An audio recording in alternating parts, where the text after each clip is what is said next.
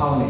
ಹೀಗಾಗಿ ಈ ರಾಷ್ಟ್ರೀಯ ವಿಚಾರ ಸಂಕಿರಣವನ್ನು ಆಲೋಚನೆ ಮಾಡಿದಂಥ ಆಯೋಜಕರಿಗೆ ನಾನು ಹೃತ್ಪೂರ್ವಕ ಧನ್ಯವಾದಗಳು ಹೇಳಲಿಕ್ಕೆ ಇಚ್ಛಪಡ್ತೇನೆ. ಇಂತಹ ರಾಷ್ಟ್ರೀಯ ವಿಚಾರ ಸಂಕಿರಣದಲ್ಲಿ ಅಪ್ಪ ಅವರು ಕುರಿತಾಗಿ ಅನಾಥ ಬಡ ಮಕ್ಕಳ ಬಾಳಿಗೆ ಬೆಳಕಾದ ಶ್ರೀಗಳು ಅಂತಕ್ಕಂಥ ವಿಷಯವನ್ನು ಮಾತಾಡಲಿಕ್ಕೆ ನನಗೆ ಅವಕಾಶ ಕೊಟ್ಟಿದ್ದಲ್ಲ, ಅದಕ್ಕಾಗಿ ಕೂಡ ನಾನು ಎಲ್ಲ ಸಂಘಟಕರಿಗೆ, ಈ ರಾಷ್ಟ್ರೀಯ ವಿಚಾರ ಸಂಕಿರಣದ ಎಲ್ಲ ಸಂಘಟಕರಿಗೆ, ಅದರಲ್ಲಿ ವಿಶೇಷವಾಗಿ ಪೂಜ್ಯ ಸಣ್ಣ ಅಪ್ಪ ಅವರಿಗೆ, ನಾವು ಗುರುಬಸವಪಟ್ಟದೇವರಿಗೆ ಅವ್ರಿಗೆ ಕರೆಯೋದು ಸಣ್ಣ ಅಪ್ಪ ಅವರು ಅಂತಲೇ, ಆ ಒಂದು ಆತ್ಮೀಯತೆ, ಆ ಒಂದು ತಂದೆ ಮಗನ ಬಾಂಧವ್ಯ ಏನಿದೆಯಲ್ಲ ಅದು ಭಾಳ ಅಪರೂಪವಾದಂಥ ಸಣ್ಣ ಅಪ್ಪರಿಗೂ ಕೂಡ ನಾನು ಹೃತ್ಪೂರ್ವಕ ಧನ್ಯವಾದಗಳನ್ನು ಕೃತಜ್ಞತೆಗಳನ್ನು ನಾನು ಅರ್ಪಿಸ್ತೇನೆ. ಅವ್ರು ಹೇಳ್ತಾರೆ, ಹಿರೇಮಠ ಸರ್ ನಮ್ಮ ಮಠದ ಹಿತೈಷಿಗಳು, ಮಾರ್ಗದರ್ಶಿಗಳು, ಅದೆಲ್ಲ ಸುಳ್ಳು. ನಾನು ಈ ಮಠದ ಒಬ್ಬ ಸದ್ಭಕ್ತ. ಈ ಮಠದ ಬಗ್ಗೆ ಇರ್ತಕ್ಕಂಥ ಅಪಾರವಾದ ಅಭಿಮಾನ ನಾನು ತಾಳಿದ್ದೇನೆ. ಯಾಕಂದರೆ ಸುಮಾರು 16 ವರ್ಷಗಳ ಕಾಲ ಮಠಮಾನ್ಯದಲ್ಲಿ ಊಟ ಮಾಡಿ ಬೆಳೆದಂಥ ನನಗೆ ಹಾಳಿಕೆರೆ ಅನ್ನದಾನೇಶ್ವರ ಮಠ ನರೇಗಲ್ಲಿ ಇರ್ಬೋದು, ಬಾಗಲಕೋಟೆ ಮಲೆನಾಡಿನ ಗುಡಿಂದಿರ್ಬೋದು, ಧಾರವಾಡದ ಮುರುಘಾ ಮಠ ಇರ್ಬೋದು, ಅಕಸ್ಮಾತ್ ಆ ಮಠಗಳು ನನಗೆ ಅನ್ನ ಹಾಕದೇ ಇದ್ದರೆ ನಾನು ಇವತ್ತು ಈ ವೇದಿಕೆ ಮೇಲೆ ನಿಲ್ಲಲಿಕ್ಕೆ ಸಾಧ್ಯ ಇಲ್ಲ ಅಂತಕ್ಕಂಥ ಮಾತು ಭಾವನೆಗಳು ಹುಟ್ಟಿ ಬರ್ತಾರೆ. ಯಾಕಂದರೆ ಮಠದ ಪರಂಪರೆ, ವಿಶೇಷವಾಗಿ ಉತ್ತರ ಕರ್ನಾಟಕದಲ್ಲಿ ಇವತ್ತು ಯಾವುದೇ ಜಾತಿ ಮತ ಪಂಥ ಇಲ್ಲದೆ ಎಲ್ಲ ಮಕ್ಕಳಿಗೂ ಅನ್ನ ಅರಿವು ಶಿಕ್ಷಣವನ್ನು ಕೊಟ್ಟಂಥ ಏಕೈಕ ಯಾವ ಮಠ ಇದ್ದರೂ ಅದು ವೀರಶೈವ ಲಿಂಗಾಯತ ಮಠಗಳು ಇರ್ತಕ್ಕಂಥದ್ದು, ಇದು ಖ್ಯಾತಿಯಾಗಿರ್ತಕ್ಕಂಥದ್ದು. ಅಂಥ ಮಠದ ಒಬ್ಬ ಫಲಾನುಭವಿ ನಾನು. ಆ ಫಲಾನುಭವಿಗೆ ಇವತ್ತು ಈ ವೇದಿಕೆ ಮೇಲೆ ನಿಲ್ಲಲಿಕ್ಕೆ ಅದು ಒಂದು ಸಣ್ಣ ಅರ್ಹತೆ ಅಂತ ನಾನು ಅತ್ಯಂತ ವಿನಯದಿಂದ ಹೇಳಲಿಕ್ಕೆ ಇಚ್ಛೆಪಡ್ತೇನೆ. ಈ ರಾಷ್ಟ್ರೀಯ ವಿಚಾರ ಸಂಕಿರಣದಲ್ಲಿ ಇವತ್ತು ಇಂದು ಮತ್ತೆ ಅಕ್ಕ ಮಾತಾಡಿದ್ದಾರೆ, ಆಮೇಲೆ ಪ್ರಕಾಶ್ ಗಿರಿಮಲನ್ ಅವರು ಮಾತಾಡಿದ್ದಾರೆ ಅಂತ ನಾನು ಕೇಳಲ್ಪಟ್ಟೆ. ಪ್ರಕಾಶ್ ಗಿರಿಮಲನ್ ಅಂತ ಹಿರಿಯ ಪತ್ರಕರ್ತರು, ಬರಹಗಾರ ಮಾತಾಡಿದಂಥ ನಾನೇನು ಮಾತಾಡಬೇಕು ಅಂತಕ್ಕಂಥದ್ದು ನನಗೆ 2 ದಿವಸಗಳಿಂದ ಒಂಥರದ ನಿದ್ದೆನೇ ಹತ್ತಿದ್ದಿಲ್ಲ. ಏನು ಮಾತಾಡಬೇಕು ನಾನು ಅಪ್ಪ ಅವ್ರ ಬಗ್ಗೆ, ಏನು ಅವ್ರ ಬೆಳಕನ್ನ ಬಗ್ಗೆ ಚೆಲ್ಲಬೇಕು, ನನಗೆ ಅರಿವಿದೆ ಅಂತಕ್ಕಂಥ ಒಂದು ಸಂಶಯ ಕೂಡ ನನ್ನ ಮನಸ್ಸಲ್ಲಿ ಬಂತು.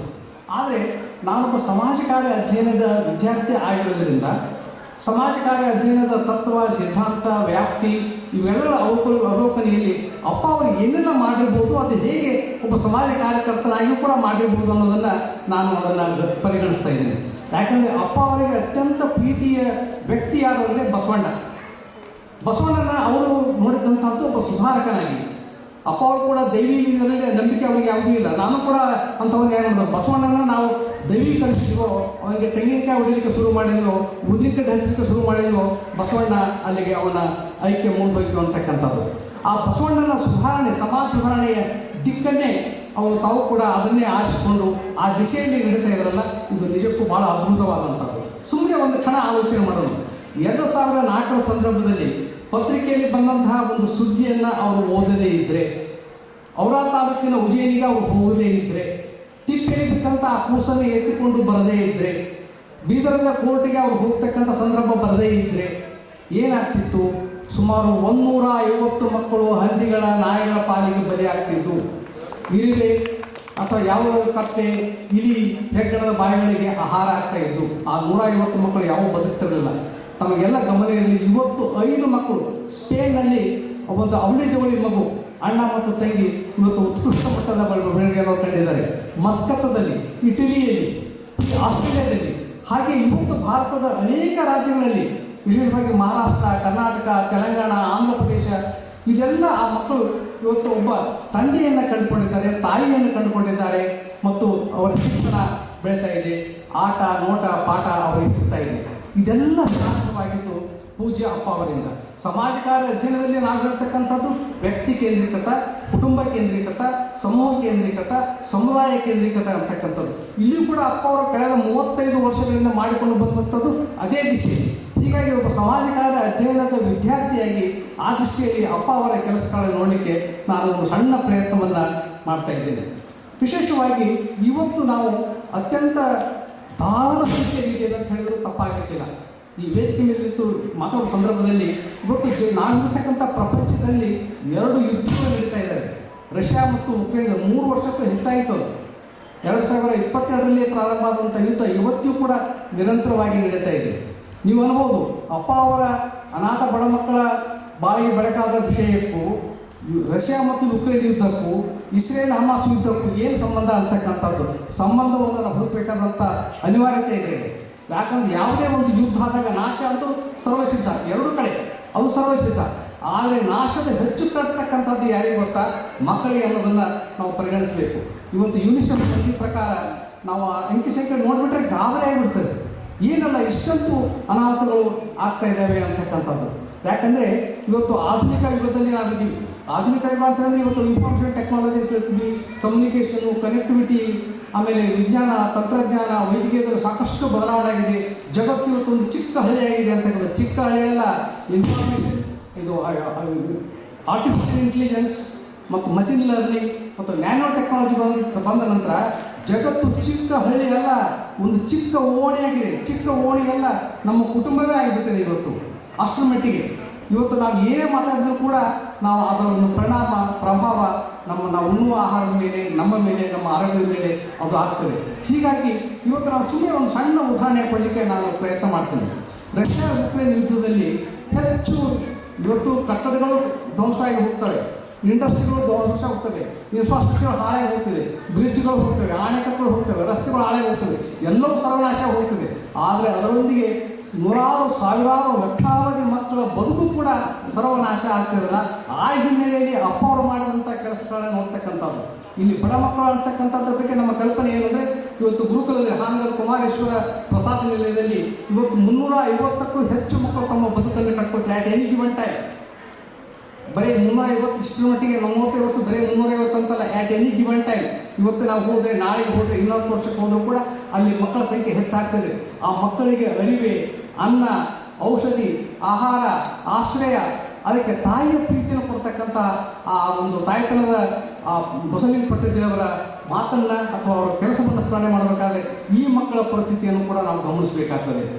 ಯಾಕಂದರೆ ಇವತ್ತು 18 ತಿಂಗಳಲ್ಲಿ ನಮ್ಮ ವರದಿ ಪ್ರಕಾರ, ವರದಿಗಳ ಅಂಕಿ ಸಂಖ್ಯೆ ಬಗ್ಗೆ ನನಗೆ ನಂಬಿಕೆ ಇಲ್ಲ, ಆ ಮಾತು ಬೇರೆ, 545 ಮಕ್ಕಳು ಇವತ್ತು ಸಾವನ್ನು ಅಪ್ಪಿದ್ದೇವೆ ಅಂತಕ್ಕಂಥದ್ದು. 1156 ಮಕ್ಕಳು ತೀವ್ರ ಗಾಯದಲ್ಲಿ ಇದ್ದಾರೆ, ಅವರ ಬದುಕಿನಲ್ಲಿ ಉದ್ಧಾರ ಆಗೋದೇ ಇಲ್ಲ. ಇಂಥ ಸ್ಥಿತಿ. ಪ್ರತಿದಿನ 2 ಮಕ್ಕಳು ಸಾಯ್ತಾ ಇದ್ದಾವೆ ಅಂತಕ್ಕಂಥದ್ದು. ಪ್ರತಿದಿನ 4 ಮಕ್ಕಳು ತೀವ್ರವಾದಂಥ ಗಾಯಕ್ಕೆ ಬಲಿಯಾಗ್ತಾರೆ ಅಂತಕ್ಕಂಥದ್ದು. 7.5 ಕೋಟಿ ಮಕ್ಕಳು ಒಂದಿಲ್ಲ ಒಂದು ಹಾನಿಗೆ ಬಲಿಯಾಗಿರ್ತಕ್ಕಂಥದ್ದು ಇವತ್ತು ರಷ್ಯಾ ಉಕ್ರೇನ್ ಯುದ್ಧದಿಂದ ನಮಗೆ ಕಂಡು ಬರ್ತಾ ಇದೆ.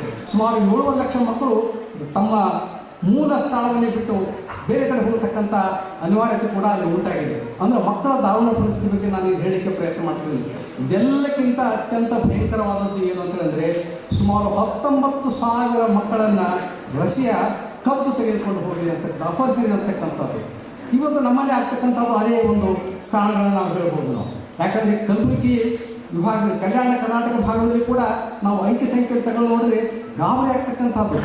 ನ್ಯಾಷನಲ್ ಎವರೇಜಿಗೆ ನೋಡಿದ್ರೆ ಕರ್ನಾಟಕದಲ್ಲಿ ಅನಾಥ ಮಕ್ಕಳ, ಅಬೆಂಡೆಡ್ ಮಕ್ಕಳ ಅಥವಾ ಸರೆಂಡರ್ ಆದಂಥ ಮಕ್ಕಳ ಸಂಖ್ಯೆ 400ಕ್ಕಿಂತ, ನ್ಯಾಷನಲ್ ಎವರೇಜ್ಗಿಂತ ಕಡಿಮೆ ಇದೆ, 394 ಅಂತ ಹೇಳ್ತೀವಿ. ಆದರೆ ಅತಿ ಹೆಚ್ಚು ಇರ್ತಕ್ಕಂಥದ್ದು ಏನಂದರೆ ನಮ್ಮ ಕಲ್ಯಾಣ ಕರ್ನಾಟಕದಲ್ಲಿ. ಅದರಲ್ಲೂ ಅತಿ ಹೆಚ್ಚು ಇರ್ತಕ್ಕಂಥದ್ದು ಯಾವುದು ಅಂದರೆ ಕಲಬುರಗಿ ಜಿಲ್ಲೆಯಲ್ಲಿ, ನಂತರದ ಸ್ಥಾನ ರಾಯಚೂರು ಮತ್ತು ಕೊಪ್ಪಳ. ಅಂದರೆ ಇದು ಅಂಕಿ ಸಂಖ್ಯೆಗಳು ಮಾತ್ರ, ಕೆಲವೇ ಅಂಕಿಗಳು. ಯಾಕಂದ್ರೆ ಸಾಮಾನ್ಯವಾಗಿ ಎಷ್ಟೋ ಸಲ ನಮ್ಮ ಮಕ್ಕಳು ಕಳೆದು ಹೋದಾಗ, ಓಡಿ ಹೋದಾಗ, ಬಿಟ್ಟು ಹೋದಾಗ ಅವ್ರು ಎಲ್ಲಿಯೋ ಹೇಗೋ ಹೋಗ್ಬಿಡ್ತಾರೆ, ಯಾವ ದಾಖಲೆಗಳು ಆಗೋದೇ ಇಲ್ಲ. ಯಾಕಂದರೆ ನಮ್ಮ ದೇಶದಲ್ಲಿ ದಾಖಲೆಗಳಿರ್ತಕ್ಕಂಥ ಪರಂಪರೆ ಇಲ್ಲವೇ ಇಲ್ಲ. ಹೀಗಾಗಿ ಸಾಕಷ್ಟು ನೋವುಗಳನ್ನು ನಾವು ಅನುಭವಿಸ್ತಾ ಇದ್ದೇವೆ. ನಿಮ್ಮ ಗಮನಕ್ಕೆ ತರಲಿಕ್ಕೆ ಇಚ್ಛೆ ಪಡ್ತೇನೆ. ಇವತ್ತು 394 ಮಕ್ಕಳು ಕಲ್ಯಾಣ ಕರ್ನಾಟಕದಲ್ಲಿ ಅನಾಥರಾಗಿ ಇರ್ತಕ್ಕಂಥದ್ದು ಅಧಿಕೃತ ಅಂಕಿ ಸಂಖ್ಯೆ ಇದ್ದಾಗಲೂ ಕೂಡ ಇವತ್ತು ಕಲಬುರಗಿಯಲ್ಲಿ ಸುಮಾರು 98 ಮಕ್ಕಳು ಇವತ್ತು ಭಿಕ್ಷಾಟನೆಯಲ್ಲಿದ್ದಾರೆ. ಕಲಬುರಗಿ ಜಿಲ್ಲೆಯೊಂದರಲ್ಲಿ 98 ಮಕ್ಕಳು ಇವತ್ತು ಶಾಲೆ ಇಲ್ಲ, ಅವರಿಗೆ ಓದು ಬರಹ ಇಲ್ಲ, ಆರೋಗ್ಯ ಇಲ್ಲ, ಆಶ್ರಯ ಇಲ್ಲ. ಆದರೆ ಅನೇಕ ಇದರಲ್ಲಿ ಒಂದು ಗಾಬರಿ ಆಗ್ತಕ್ಕಂಥದ್ದು, ನಮ್ಮೆಲ್ಲರಿಗೆ ಹೃದಯ ತರ್ತಕ್ಕಂಥದ್ದು ಏನಂದರೆ, ಬಹುತೇಕ ಭಿಕ್ಷುಕರ ಮಕ್ಕಳು ಅವ್ರ ಮಕ್ಕಳು ಆಗಿರುವುದಿಲ್ಲ. ಇದು ಭಾಳ ಸ್ಪಷ್ಟವಾಗಿ ಹೇಳ್ತಾ ಇದ್ದೀನಿ ನಾನು. ಬಹುತೇಕ ಭಿಕ್ಷುಕರ ಮಕ್ಕಳು ಅದು ಕುಬ್ಜು ಆಗಿರ್ತದೆ, ಕಾಲು ಮುರಿದಿರ್ತದೆ, ಕೈ ಮುರಿದಿರ್ತದೆ, ಕಣ್ಣು ಹೇಗೇಗೋ ಆಗಿರ್ತದೆ, ಹೊಟ್ಟೆ ಡುಮ್ ಆಗಿರ್ತದೆ, ಅನಾರೋಗ್ಯ ಪೀಡಿತವಾಗಿರ್ತದೆ. ಅದಕ್ಕೆ ಅಂತಃಕರಣ ಹುಟ್ಟಿ ಅವರಿಗೆ ಬಿಟ್ಟು ಬರಬೇಕು, ರೊಕ್ಕ ಬರಬೇಕು ಅನ್ನೋ ದೃಷ್ಟಿಯಿಂದ ಆ ಥರ ಮಾಡ್ತಾರೆ. ಬಹುತೇಕ ಮಕ್ಕಳು, ನಾವು 3-4 ಮಕ್ಕಳನ್ನು ತಾಯಂದಿರಲ್ಲಿ ಭಿಕ್ಷಾಟನೆ ಇರ್ತಕ್ಕಂಥವ್ರು ಕೇಳಿದಾಗ ಇದು ಗೊತ್ತಾದಂಥ ಸಂಗತಿ ಇದು. ಇವತ್ತು ಸುಮ್ಮನೆ ಒಂದು ಕಲ್ಪನೆ ಮಾಡಿರಿ, ನಮ್ಮ ಮನೆಯ ಮಗು ಅಕಸ್ಮಾತ್ ಕಳೆದು ಹೋದರೆ, ನಮ್ಮ ಮನೆಯ ಮಗನೇ ಯಾರಾದರೂ ಕದ್ದುಕೊಂಡು ಹೋದರೆ, ನಮ್ಮ ಮನೆಯ ಮಗು ಓಡಿ ಹೋಗಿಬಿಟ್ರೆ ಸರ್ವೇ ಸಾಮಾನ್ಯ. ಇವತ್ತು ರೈಲ್ವೆ ಸ್ಟೇಷನ್ದಲ್ಲಿ ಅನೇಕ ಪೊಲೀಸರು ಹೋಗ್ತಕ್ಕಂಥದ್ದು ಅಂಥವುಗಳಲ್ಲಿ. ಅಕಸ್ಮಾತ್ ಆ ಮಗು ಈ ಥರದ ಭಿಕ್ಷಾಟನೆ ಸಂದರ್ಭದಲ್ಲಿ ಅಥವಾ ಮತ್ಯಾವುದೋ ಅವ್ಯವಹಾರಕ್ಕೋ, ವೇಶ್ಯಾವಾಟಿಕೆಗೋ, ಮತ್ತೊಂದಕ್ಕೂ ಹಚ್ಚಿದೆ, ನಮ್ಮ ಮನಸ್ಸು ಎಷ್ಟು ತಳಬಡಿಸ್ತದೆ. ಅಂತಹ ಭಾವನೆಯನ್ನು ನಾವೆಲ್ಲ ಹಂಚಿಕೊಳ್ಬೇಕಾದಂಥ ಅವಶ್ಯಕತೆ. ಈ ರಷ್ಯಾ ಉಕ್ರೇನ್ ಯುದ್ಧಕ್ಕಿಂತೂ ಅತ್ಯಂತ ಹೀನಾಯವಾದಂಥ ಸ್ಥಿತಿ, ಮಕ್ಕಳ ಸ್ಥಿತಿ ಅಂದರೆ ಇವತ್ತು ಇಸ್ರೇಲ್ ಮತ್ತು ಹಮಾಸ್ನಲ್ಲಿ. ಅಲ್ಲಿ ಕೂಡ ಬಹಳ ದೊಡ್ಡ ದುರಂತ. ಇವತ್ತು ಪತ್ರಿಕೆಯಲ್ಲಿ ನೀವೆಲ್ಲ ಓದಿದ್ರೆ ನಾನೇ ಹೇಳಬೇಕಂತ ಅವತ್ತಿಲ್ಲ. ಇವತ್ತು ಯುನಿಸೆಫ್ ಎಷ್ಟು ಹೇಳ್ತಾರೆ ಅಂದರೆ ಅವರಿಗೆ ತಿನ್ನಲಿಕ್ಕೆ ಅನ್ನ ಇಲ್ಲ, ಒಂದು ಬ್ರೆಡ್ ತುಂಡಿ ಇಲ್ಲ, ಕುಡಿಲಿಕ್ಕೆ ನೀರಿಲ್ಲ, ಅಲ್ಲಿ ಇರ್ತಕ್ಕಂಥ ವಾಲಂಟಿಯರ್ಸ್ಗೆ ಆಹಾರ ಇಲ್ಲ. ಇನ್ನು ಆ ಮಕ್ಕಳಿಗೆ ಅವ್ರು ಹೇಳಿ ಕೊಡ್ತಾರೆ. ಇವತ್ತು ಯಾವ ಮಗು, ಸಾಮಾನ್ಯ ಮಕ್ಕಳು ಅಂದರೆ ಆಟ ಪಾಠ ನೋಟ. ನಮ್ಮ ಮನೆಯ ಮಗುವನ್ನು, ನಮ್ಮ ಮನೆಯ ಮೊಮ್ಮಗಳನ್ನ ನಾನು ಉಳಿಸ್ಬೇಕಾದ್ರೆ ಒಂದು ಆಕಾಶ ಭೂಮಿ ಒಂದು ಮಾಡಬೇಕಾಗ್ತದೆ. ನಾವು ಹಾಡ್ತೀವಿ, ನೋಡ್ತೀವಿ, ಮೊಬೈಲ್ ಕೊಡ್ತೀವಿ, ಟಿ ವಿ ತೋರಿಸ್ತೀವಿ, ಹಾಗೆ ಹೀಗೆ ಒಂದು ತುತ್ತ ಅನ್ನ ಉಣಿಸ್ಬೇಕಾದ್ರೆ ಇವತ್ತು ಅಲ್ಲಿಯ ಮಗು ಒಂದು ಒಣ ಬ್ರೆಡ್ ತುಂಡಿಗಾಗಿ ಬಡಿದಾಡ್ತದಲ್ಲ. ಅಂಥದ್ದನ್ನು ಕಲ್ಪನೆ ಮಾಡಿಕೊಂಡಾಗ ಅಪ್ಪ ಅವರು ಮಾಡಿದಂತಹ ಈ ಅದ್ಭುತ ಕಾರ್ಯ ನಿಜಕ್ಕೂ ಕರ್ನಾಟಕದಲ್ಲಿ ಯಾವ ಮುಸಲ್ಮಾನರು ಮಾಡಿಲ್ಲ. ತಮ್ಮ ಗಮನಕ್ಕೆ ಭಾರತದಲ್ಲಿ 3000 ವೀರಶೈವ ಲಿಂಗಾಯತ ಮಠಗಳಿದ್ದಾವೆ. ಎಕನಾಮಿಕ್ ಟೈಮ್ಸ್ ವರದಿ ಪ್ರಕಾರ 3000 ಮಠಗಳಿದ್ದಾವೆ. ಕರ್ನಾಟಕದಲ್ಲಿ 2000 ಮಠಗಳಂತ ಟೈಮ್ಸ್ ಆಫ್ ಇಂಡಿಯಾ ಹೇಳ್ತಾರೆ. ನಮ್ಮ ಗೂರು ಚನ್ನಬಸಪ್ಪನವರು ಹಿರಿಯರು ಜಾನಪದ ತಜ್ಞರು ಬಿ ಸೋಮಣ್ಣವ್ರು ಹೇಳೋದು 1891 ಮಠಗಳಿದ್ದಾವೆ ಅಂತ ಹೇಳ್ತಾರೆ. ಅದರಲ್ಲಿ ಸುಮಾರು 350 ಮಠಗಳಿಗೆ ಬಣ್ಣ ಹಚ್ಚಲಿಕ್ಕೂ ಕೂಡ, ಸುವರ್ಣ ಹಚ್ಚಲಿಕ್ಕೂ ಕೂಡ ಅವರ ಆರ್ಥಿಕ ಸ್ಥಿತಿ ಅಷ್ಟೊಂದು ಹದಗೆಟ್ಟಿದೆ. ಅವನು ಬಿಟ್ಟುಬಿಡೋಣ. ಯಾವ ಮಠಮಾನ್ಯಗಳಿಗೂ ಕೂಡ ಇಂಥ ತತ್ವ ಕೇಂದ್ರ ಇಲ್ಲ. ಅದನ್ನು ನಾವು ಗಮನಿಸಬೇಕು. ಯಾಕಂದರೆ ಮಠಮಾನ್ಯ ಕೆಲಸ ಇದು ಅಪ್ಪ ಅವರು ಮಾಡಲೇಬೇಕು ಅಂತ ಯಾರು ಹೇಳಿರಲಿಲ್ಲ. ಅವರ ಅಂತಃಕರಣ, ಅವರ ತಾಯ್ತನದ ಎದೆಯಲ್ಲಿರ್ತಕ್ಕಂಥ ತಾಯ್ತನದ ಮನಸ್ಸು ಅವತ್ತ ಕೋರ್ಟಿಗೆ ಹೋಯಿತು. ನಮ್ಮ ಸಂವಿಧಾನದ ಶಿಲ್ಪಿ ಬಾಬಾ ಸಾಹೇಬ್ ಅಂಬೇಡ್ಕರ್ ಹೇಳ್ತಾರೆ, ಕಾನೂನಿಗಿಂತ ಯಾವುದೂ ದೊಡ್ಡವರಿಲ್ಲ ಅಂತಕ್ಕಂಥದ್ದು. ನಮ್ಮ ಅನೇಕ ಸ್ವಾಮಿಗಳು ಕೋರ್ಟ್ ಕಟ್ಟಕಟ್ಟೆ ಹೋಗಿದ್ದಾರೆ, ಎದಕ್ಕೆ ಹೋಗಿದ್ದಾರೆ ಅಂತಕ್ಕಂಥದ್ದು ನಮಗೆಲ್ಲ ಗೊತ್ತು. ಆದರೆ ಈ ಸ್ವಾಮೀಜಿ ಆ ಮಗುವನ್ನು ದತ್ತಕ ಪಡೆದುಕೊಳ್ಳಿಕ್ಕೆ ಇನ್ನೂ ಜೆ ಆ್ಯಕ್ಟ್ ಬಂದಿರಲಿಲ್ಲ. 2004 ಸಂದರ್ಭದಲ್ಲಿ 2015 2022 ಆ ಆ್ಯಕ್ಟ್ ಬಂತು. ಆ ಮಾತು ಬೇರೆ. ಆವಾಗ ಮ್ಯಾಜಿಸ್ಟ್ರೇಟ್ ಕೋರ್ಟಿಗೆ ಹೋಗಿ ಕಟಕಟೆಯಲ್ಲಿ ನಿಂತು ಜಡ್ಜ್ ಕೇಳಿದಂಥ ಎಲ್ಲ ಪ್ರಶ್ನೆಗಳಿಗೆ ಸೂಕ್ತವಾದಂಥ ಉತ್ತರ ಕೊಟ್ಟು ಆ ಮಗುವನ್ನು ಪಡ್ಕೊಂಡು ಬರ್ತಾರಲ್ಲ, ಇವರು ಸಂವಿಧಾನ ಶ್ರೇಷ್ಠ ಅನ್ನೋದನ್ನು ಇಲ್ಲಿ ಸಾಬೀತು ಮಾಡಿದ್ದಾರೆ. ಇದನ್ನು ಎಲ್ಲ ಮಾನವರು ಗಮನಿಸಬೇಕು. ಬಂಧುಗಳೇ, ಇವತ್ತು ಮತ್ತೊಂದು ಅದ್ಭುತವಾದಂಥ ಕೆಲಸವನ್ನು ಪೂಜ್ಯ ಅಪ್ಪ ಅವರು ಮಾಡಿದ್ದೀವಿ ಅಂತಂದರೆ, ಈ ಸಾಮಾನ್ಯವಾಗಿ ನಮ್ಮ ಹಳ್ಳಿ ಉತ್ತರ ಕರ್ನಾಟಕದಲ್ಲಿ, ದಕ್ಷಿಣ ಕರ್ನಾಟಕ ಬಗ್ಗೆ ನನಗೆ ಗೊತ್ತಿಲ್ಲ, ನಮ್ಮ ಉತ್ತರ ಕರ್ನಾಟಕದಲ್ಲಿ ಈ ದೊಂಬರಾಟ ಆಡುವವರು ವೇಷಗಾರರು ಇದ್ದಾರೆ. ಈ ವೇಷಗಾರರ ಬಗ್ಗೆ ಒಂದು ಮಾತು ಹೇಳೋದಾದರೆ, ನಾನು ರಾಮಾಯಣ ಮಹಾಭಾರತ ಕಲಿತದ್ದು ಈ ವೇಷಗಾರರಿಂದ. ಯಾವ ರಾಮಾಯಣ ಮಹಾಭಾರತ ವ್ಯಾಸ ಬರೆದು ಮತ್ತೊಬ್ಬರು ಬರೆದದ್ದು ಯಾವುದನ್ನು ಓದಿಲ್ಲ ನಾವು. ಯಾಕಂದರೆ ಚಿಕ್ಕ ಮಕ್ಕಳಿದ್ದಾಗ ಆ ಒಂದು ಪ್ರಭಾವ ನಮ್ಮ ಮೇಲೆ ಆಯಿತು. ರಾಮ ಅಂದರೆ ಯಾರು, ಲಕ್ಷ್ಮಣ ಅಂದರೆ ಯಾರು, ಭರತ ಅಂದರೆ ಯಾರು, ಎಲ್ಲ ಒಂದು ಪರಂಪರೆ ಬಗ್ಗೆ, ಮಹಾಭಾರತದ ಪರಂಪರೆ ಬಗ್ಗೆ ಒಂದು ಸ್ಪಷ್ಟ ನೋಡಿ ಆಡಿ. ಯಾಕಂದ್ರೆ ನಮ್ಮೂರಿಗೆ ಅಕಸ್ಮಾತ್ ವೇಷಗಾರರು ಬಂದರೆ ಅವ್ರ ಮನೆಗೆ ಹೋಗಿ ಬಣ್ಣ ತಿರುಗಿ ತನಕ ನಾವು ಅವ್ರಿಂದಲೇ ಇರ್ತಿದ್ವಿ ನಾವು. ಇಷ್ಟು ಮಟ್ಟಿಗೆ ಅವರ ಆ ಪ್ರಭಾವ ಇತ್ತು. ಅಂತಹ ದೊಂಬರಾಟದವರು ಇಲ್ಲಿ ಒಂದು ಓಣಿನಿದೆ ಪಾಲಿಕೆಯಲ್ಲಿ. ಸಾಮಾನ್ಯವಾಗಿ ಅವರು ನಮ್ಮ ಊರಲ್ಲಿ ಯಾವ ಸಾಮಾನ್ಯ ಉತ್ತರ ಕರ್ನಾಟಕದ ಯಾವುದೇ ಹಳ್ಳಿಯಲ್ಲಿ ಒಂದು ಮಸೀದಿನೋ, ಒಂದು ಗುಡಿಸಲನೋ ಅಥವಾ ಒಂದು ಗುಡಿ ಗುಡ್ರಾದ ಬೈಲಿನಲ್ಲಿ ಒಂದು ಟೆಂಟ್ ಹಾಕ್ಕೊಂಡು ಅವ್ರು ಇರ್ತಾರೆ. ಆದರೆ ಇಲ್ಲಿ ಒಂದು ಸುಮಾರು ತಲುಪಿನ ಮಟ್ಟಿಗೆ 70-80 ಮನೆಗಳ ಒಂದು ಓಣಿನೇ ಇದೆ. ಆ ಓಣಿಯ ಮಕ್ಕಳ ಒಂದು ಆಟವನ್ನು ನೋಡಿದಾಗ ಪೂಜ್ಯ ಅಪ್ಪ ಅವರ ಮನಸ್ಸಿನ ಇವ್ರಿಗೆ ಯಾಕೆ ನಾವು ಅಕ್ಷರಸ್ಥನೆ ಮಾಡಬಾರ್ದು ಅಂತಕ್ಕಂಥದ್ದು. ಆದರೆ ಅಷ್ಟು ಸುಲಭವಾದ ಕೆಲಸವಾಗಿರಲಿಲ್ಲ. ನಮ್ಮ ಸಮಾಜ ಕಾರ್ಯ ಅಧ್ಯಯನದಲ್ಲಿ ಕೂಡ ನಾವು ಅದನ್ನು ಯಾವುದೇ ಒಂದು ವ್ಯಕ್ತಿಯ ವಿಶ್ವಾಸವನ್ನು ಗಳಿಸಬೇಕಾದ್ರೆ ನಾವು ಅವರಲ್ಲಿ ಅವರೊಂದಾಗಿ ಇದ್ದಾಗ ಮಾತ್ರ ಅದು ಸಾಧ್ಯ ಆಗ್ತದೆ. ಮತ್ತು ಎಲ್ಲವನ್ನೂ ನಾವು ನೇರವಾಗಿ ಕೊಡುವುದನ್ನು ಕೂಡ ನಾವು ಸಮಾಜ ಕಾರ್ಯದ ಸಿದ್ಧಾಂತದಲ್ಲಿ ಒಪ್ಪೋದಿಲ್ಲ. ಅವರಿಗೆ ತರಬೇತಿ ಕೊಟ್ಟು ಅವರನ್ನು ಮನವೊಲಿಸಿ ಅವರಿಗೆ ತಮ್ಮ ಸಹಾಯವನ್ನು ತಾವೇ ಮಾಡಿಕೊಳ್ಳುವ ಹಾಗೆ ಸಿದ್ಧತೆ ಮಾಡತಕ್ಕಂಥ ಆ ಒಂದು ಅದ್ಭುತ ಕಾರ್ಯ ಇವತ್ತು ಅಪ್ಪ ಅವರಿಂದಾಗಿದೆ. ಇವತ್ತು ಸುಮಾರು 20-30 ಮಕ್ಕಳು ದೊಂಬರಾಟದ ಯಾವುದೋ ಒಂದು ತಂತಿಯ ಮೇಲೆ ನಡ್ಕೊಂಡು ಹೋಗ್ತಕ್ಕಂಥ ಮಕ್ಕಳು ಇವತ್ತು ಶಾಲೆ ಕಾಲೇಜಿಗೆ ಹೋಗಿ ಸ್ವತಂತ್ರವಾಗಿ ತಮ್ಮ ಕಾಲ ಮೇಲೆ ನಿಂತು ಬದುಕು ನಡೆಸ್ತಾ ಇದ್ದಲ್ಲ, ಇದಕ್ಕಿಂತ ಶ್ರೇಷ್ಠವಾದಂಥ ಸಮಾಜ ಸೇವೆ ಯಾವುದಿದೆ? ಅಂತಹ ಅದ್ಭುತ ಕಾರ್ಯವನ್ನು ಮಾಡಿದಂಥವರು ಮತ್ತಾಗಲ್ಲ ನಮ್ಮ ಪೂಜ್ಯ ಬಸವಲಿಂಗ ಕೊಟ್ಟಿದ್ದಾರೆ. ಇದಕ್ಕೆ ಒಂದು ಸಾಕ್ಷಾತ್ ಉದಾಹರಣೆ ಕಳೆದ ಸುಮಾರು 4-6 ವರ್ಷ, 1 ತಿಂಗಳ 1.5 ತಿಂಗಳಿಂದ ಅನಿಸುತ್ತೆ.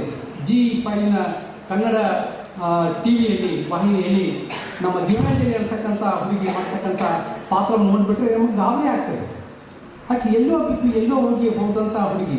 ಆಕೆ ಮೆಗಾ ಆಡಿಷನ್ಗೆ ಬಂದಾಗ ತನ್ನ ಕಥೆಯನ್ನೇ ಆಕೆ ಪ್ರಚುರಪಡಿಸಿದ್ದು, ತಾನೇ ಅದಕ್ಕೆ ಸ್ಕ್ರಿಪ್ಟ್ ಬರೋದು. ಅದು ಅದ್ಭುತ.